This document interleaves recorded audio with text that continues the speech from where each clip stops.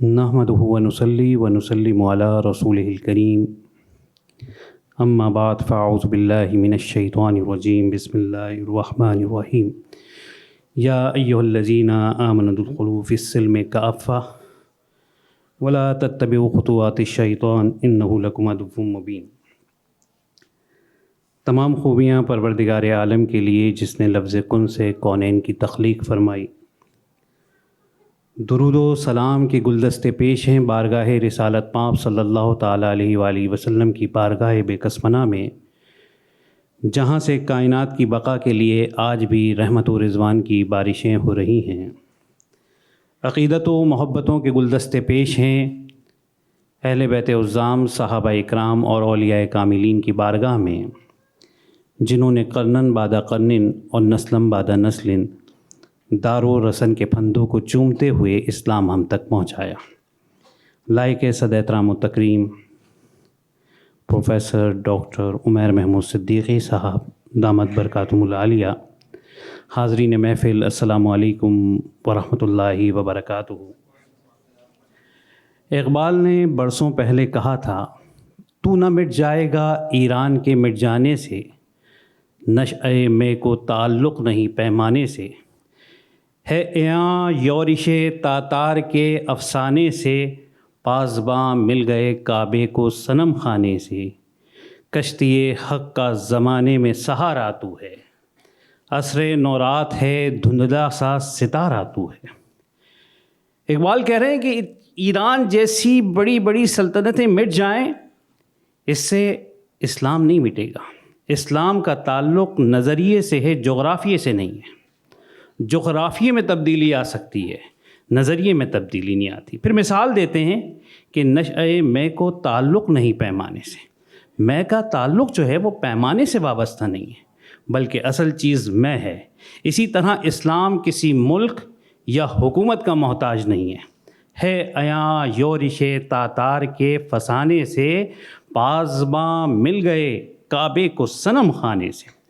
چنگیز خان ایک طوفان کی طرح اٹھا اور انہوں نے سلطنت عباسیہ کی اینٹ سے اینٹ بجا دی، اور اس وقت ایسا معلوم ہوتا تھا کہ تاتاری چھا جائیں گے اور اسلام جو ہے کسی کونے میں کسی خطے میں بس رہ جائے گا۔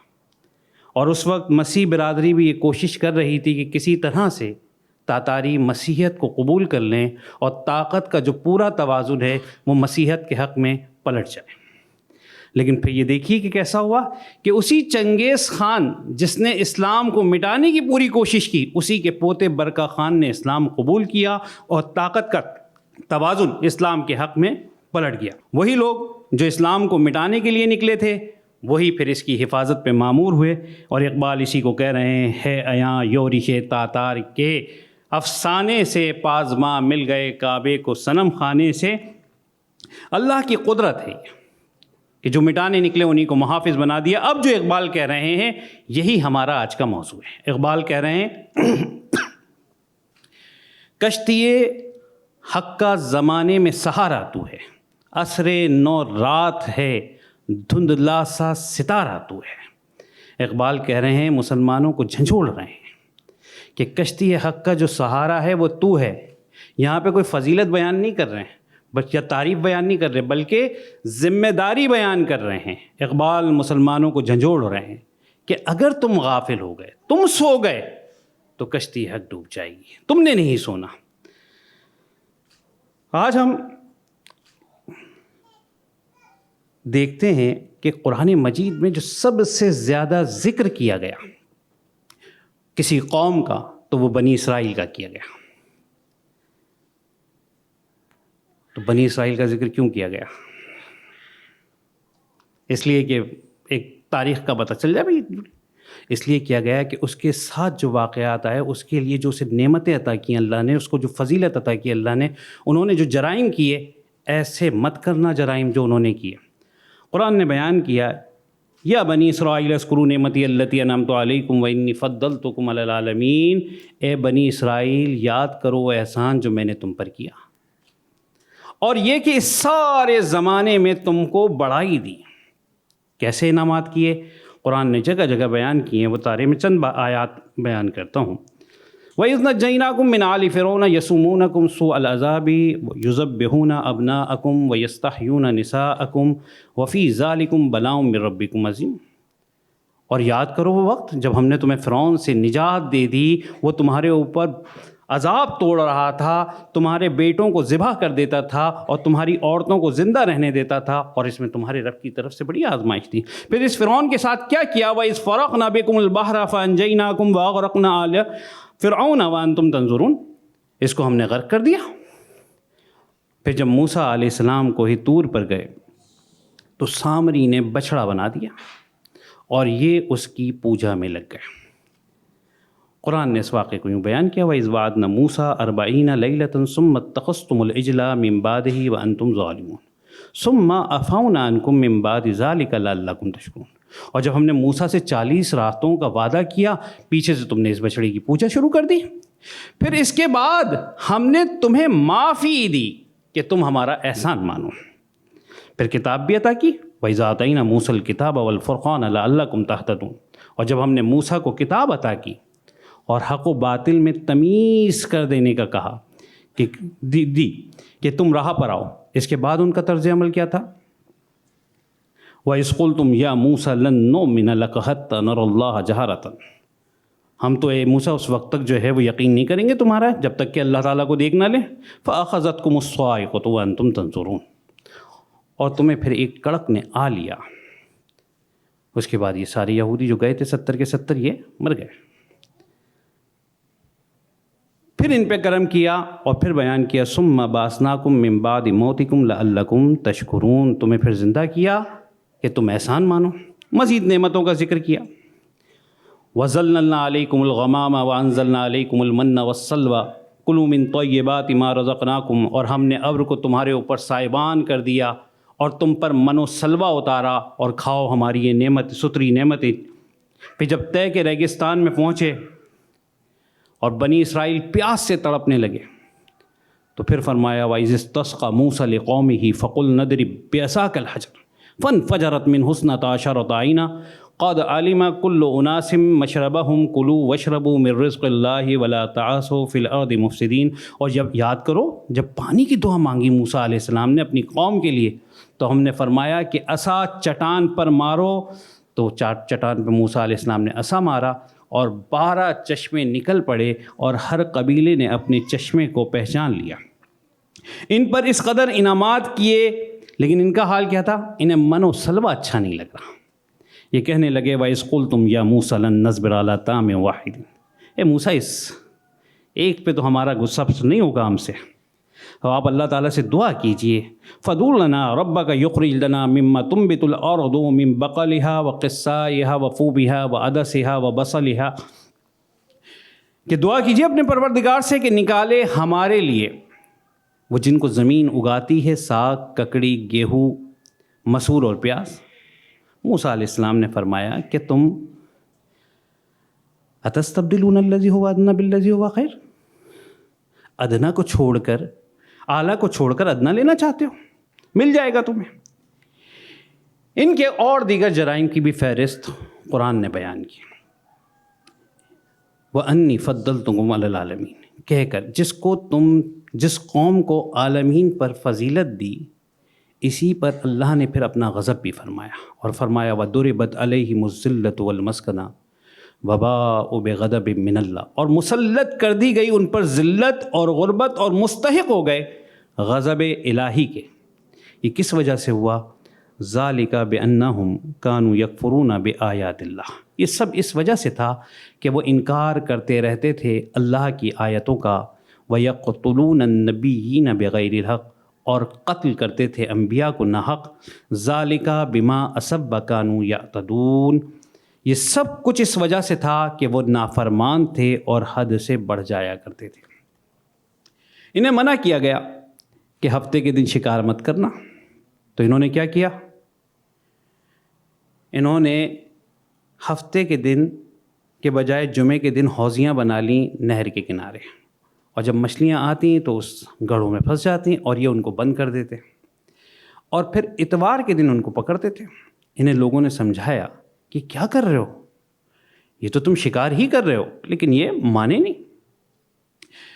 قرآن نے بیان کیا وَلَقَدْ عَلِمْتُمُ الَّذِينَ اعْتَدُوا مِنْكُمْ فِي السَّبْتِ فَقُلْنَا لَهُمْ كُونُوا قِرَدَةً خَاسِئِينَ، اور بے شک جو ضرور تمہیں معلوم ہے کہ تم میں کہ وہ جنہوں نے ہفتے کے دن سرکشی کی تو ہم نے ان سے فرمایا کہ ہو جاؤ دھتکارے ہوئے بندر۔ ان پہ ایسا عذاب نازل ہوا کہ وہ تمام لوگ جنہوں نے یہ سرکشی کی تھی ان پہ یہ عذاب آیا کہ وہ ذلیل بندر بن گئے۔ ان کا دوسرا ایک بیان کیا کہ لوگوں کو نیکی کا حکم دیتے تھے اور خود کو فراموش کر دیتے تھے۔ أَتَأْمُرُونَ النَّاسِ بِالْبِرِّ وَتَنْسَوْنَ أَنفُسَكُمْ وَأَنْتُمْ تَتْلُونَ الْكِتَابَ أَفَلَا تَعْقِلُونَ، کیا لوگوں کو بھلائی کا حکم دیتے ہو اور اپنی جانوں کو بھول جاتے ہو، حالانکہ تم کتاب پڑھتے ہو، تو کیا تمہیں عقل نہیں؟ اس بات کی پوری کوشش کریں کہ جہاں تک ہو سکے جو کہہ رہے ہیں اس پہ آپ پورا عمل کریں۔ آگے بات کرتے ہیں۔ ان کا ایک اگلا جرم یہ بیان کیا کہ یہ اللہ تعالیٰ کے کلام کو بدل دیتے تھے۔ ثم یحرفونہ من بعد ما عقلہ وہم یعلمون، تو ان کا ایک گروہ ایسا تھا کہ اللہ کا کلام سنتے پھر سمجھنے کے بعد دانستہ اسے بدل دیتے تھے۔ ان کے بارے میں اللہ تعالیٰ نے فرمایا یہ بہت سخت دل تھے۔ ابھی آپ ڈاکیومنٹری دیکھ رہے تھے تو یقیناً کوئی بھی شخص ایسا نہیں ہوگا جس کی آنکھیں نم نہ ہوئی ہوں، یعنی اس کیفیت کو تھوڑی دیر کے لیے صرف محسوس کیا جائے تو آدمی لرز سا جاتا ہے۔ قرآن ان کی اس کیفیت کو برسوں پہلے بیان کر چکا، 1400 سال پہلے۔ ثم قست قلوبکم من بعد ذلک فہی کالحجارۃ او اشد قسوۃ، بہت سخت دل ہو پتھروں کی مثل بلکہ اس سے بھی زیادہ سخت۔ وَإِنَّ مِنَ الْحِجَارَةِ لَمَا يَتَفَجَّرُ مِنْهُ الْأَنْهَارُ، کیونکہ بعض پتھر تو وہ ہیں جن سے نہریں نکل جاتی ہیں، اور بعض وہ ہیں جن سے پانی نکلتا ہے، اور کچھ اللہ کے ڈر سے گر پڑتے ہیں، اور اللہ تمہارے برے کاموں سے بے خبر نہیں ہے۔ ان کا اگلا جرم بیان کیا کہ یہ اللہ کی آیتوں کو بیچ دیتے تھے، اس میں تحریف کرتے تھے۔ فَوَيْلٌ لِّلَّذِينَ يَكْتُبُونَ الْكِتَابَ بِأَيْدِيهِمْ ثُمَّ يَقُولُونَ هَٰذَا مِنْ عِندِ اللَّهِ لِيَشْتَرُوا بِهِ ثَمَنًا قَلِيلًا فَوَيْلٌ لَّهُم مِّمَّا كَتَبَتْ أَيْدِيهِمْ وَوَيْلٌ لَّهُم مِّمَّا يَكْسِبُونَ، تو خرابی ہے ان کے لیے جو اپنے ہاتھ سے لکھیں پھر کہہ دیں یہ خدا کے پاس سے ہے، اس کے عوض تھوڑے دام حاصل کریں، تو خرابی ہے ان کے لیے ان کے ہاتھوں کے لکھے سے، اور خرابی ان کے لیے اس کمائی سے۔ ان کی نافرمانیوں کو بیان کیا وَإِذَا أَخَذْنَا مِيثَاقَ بَنِي إِسْرَائِيلَ لَا تَعْبُدُونَ إِلَّا اللَّهَ، اور یاد کرو جب لیا تھا ہم نے پختہ وعدہ بنی اسرائیل سے اس بات کا کہ نہ عبادت کرنا بجز اللہ کے، وَبِالْوَالِدَيْنِ إِحْسَانًا وَذِي الْقُرْبَى وَالْيَتَامَى وَالْمَسَاكِينِ، اور ماں باپ سے اچھا سلوک کرنا، نیز رشتہ داروں، یتیموں اور مسکینوں سے، وَقُولُوا لِلنَّاسِ حُسْنًا، اور لوگوں سے اچھی بات کہنا، وَأَقِیمُوا الصَّلَاةَ وَآتُوا الزَّکَاةَ، اور صحیح ادا کرنا نماز اور دیتے رہنا زکوٰۃ۔ ثُمَّ تَوَلَّیْتُم، پھر منہ موڑ لیا تم نے، إِلَّا قَلِیلًا، سوائے چند لوگوں کے، مِنکُم وَأَنتُم مُعْرِضُونَ، اور تم روح گردانی کرنے والے ہو۔ اسی طرح سے انہیں منع کیا کہ دیکھو اپنوں کا خون مت بہانا، یہ عہد بھی لیا اپنوں کو بستی سے نہیں نکالنا، لیکن پھر انہوں نے اس کو نکالا۔ ثم انتم ہؤلاء تقتلون انفسکم، پھر یہ جو تم ہو اپنوں کو قتل کرنے لگے، وتخرجون فریقا منکم من دیارہم، اور اپنے میں ایک گروہ کو ان کے وطن سے نکالنے لگے۔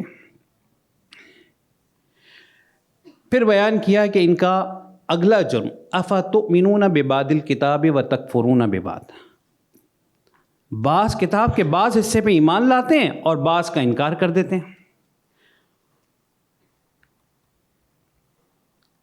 یہ ان یہودیوں کا حال تھا، اور پھر آپ نے ڈاکٹر صاحب کی بات بھی سنی کہ 4 جنگیں ان کے ساتھ ہماری مسلمانوں کی ہوئیں، اور آج جو ہے وہ بنو قریظہ کے پوسٹر لیے یہ کھڑے ہوتے ہیں کہ ہم ابھی جنگ قریظہ کی جنگ کو ابھی ہم نہیں بھولیں، اور ان کے ناپاک قدم اب اقصی سے مدینے تک پہنچنے کی تیاری کر رہے ہیں۔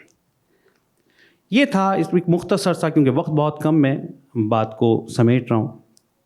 یہ حال تھا بنی اسرائیل کا، جنہیں فضیلت اللہ تعالیٰ نے دی تھی۔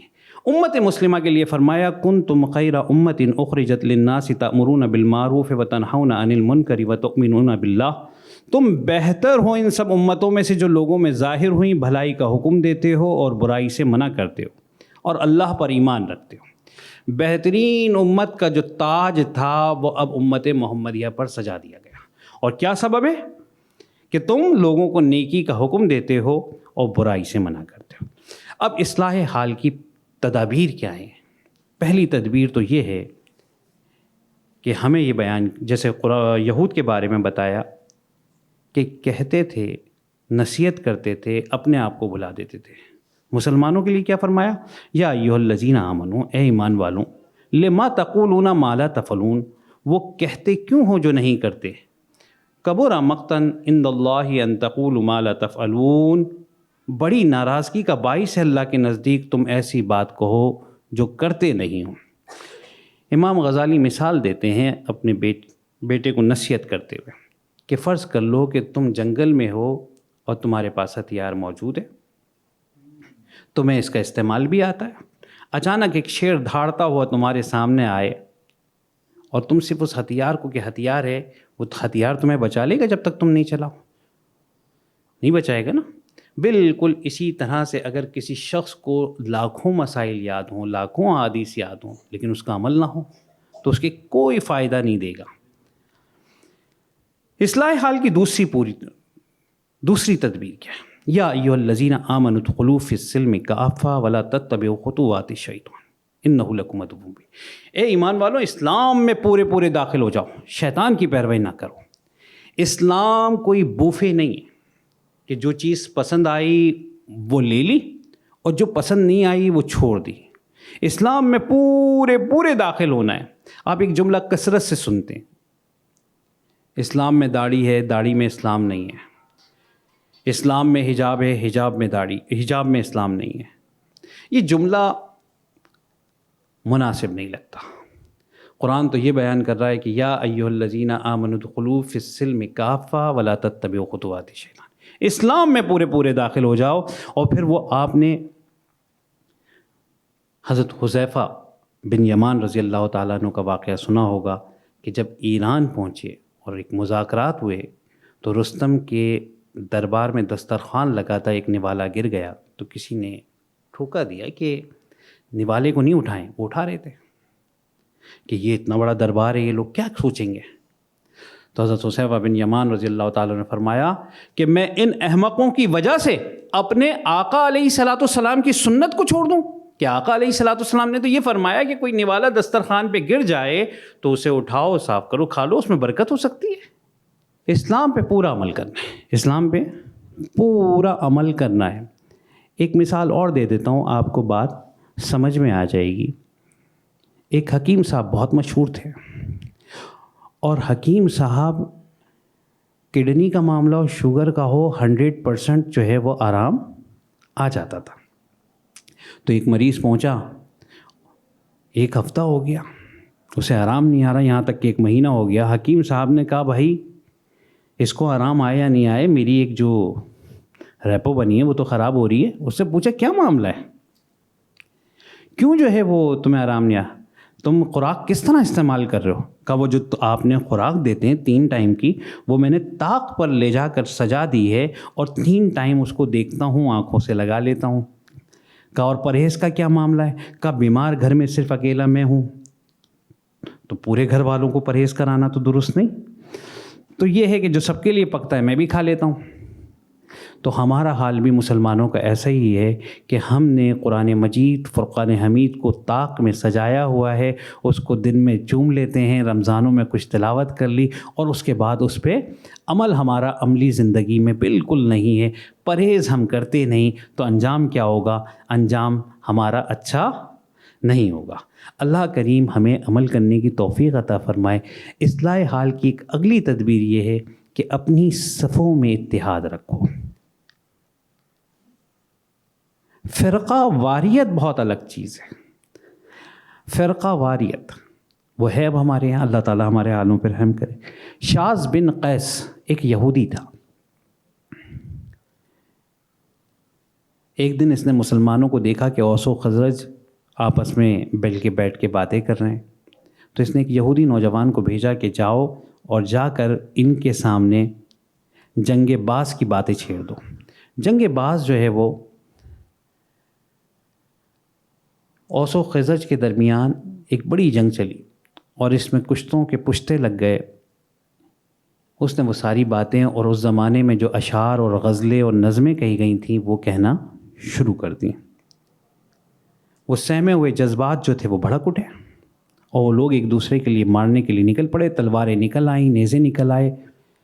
رسول اللہ صلی اللہ تعالیٰ علیہ وسلم کو خبر پہنچی، آپ علیہ الصلوۃ والسلام وہاں پہنچے اور کہا کہ ابھی میں تم میں موجود ہوں اور تم کیوں جاہلیت کی باتیں کرنے لگے؟ خیر وہ معاملہ وہاں تھم گیا۔ تو کیا آپ تصور کر سکتے ہیں کہ عہد رسالت میں ایسا ہوا ہو تو کیا اب یہودیوں نے چھوڑ دیا ہوگا؟ اب بھی ایسی بہت سی باتیں ہو رہی ہوں گی جس سے مسلمانوں کے سہمے ہوئے جذبات بھڑکیں۔ تو کوشش یہ کرنی ہے کہ فرقہ واریت کا کہیں پہ آپ اور میں حصہ نہ بنے۔ اپنی بات، حق بات جو ہے اسے بالکل بیان کیجیے، لیکن نفرتوں کو اس طرح سے اور شعلوں کی اس طرح پرورش نہ کریں کہ آپ کے ہمارے گھر ہی جلنے لگ جائیں۔ میں بات کو بس وہ اسی بات پہ شعر پہ اقبال کے ختم کرتا ہوں کہ اقبال نے کہا، تو نہ مٹ جائے گا ایران کے مٹ جانے سے، نشأہ میں کو تعلق نہیں پیمانے سے، ہے عیاش یورش تاتار کے افسانے سے، پاسباں مل گئے کعبے کو صنم خانے سے، کشتی حق کا زمانے میں سہارا تو ہے، عصر نو رات ہے دھندلا سا ستارہ تو ہے۔ اللہ کریم ہم سب کو توفیق عطا فرمائے کہ ہم ان تمام جرائم سے جن سے بنی اسرائیل تباہ ہوئے ان سے اپنے آپ کو بچا لیں، اپنی نسل نو کو بچا لیں، اور اللہ کریم نعمت اسلام کا شکر ادا کرنے کی توفیق عطا فرمائے۔ ایک آخری بات کہہ رہا ہوں، بطور نصیحت سمجھ لیجئے، سب سے زیادہ فوکس کیجئے اپنے آپ پر، اپنے خاندان پر اور اپنے بچوں پہ، کہ ان کی اصلاح ہو جائے، ان کی تربیت ہو جائے۔ یہ ایک بہت بڑی کامیابی ہوگی۔ وما علینا الا البلاغ المبین۔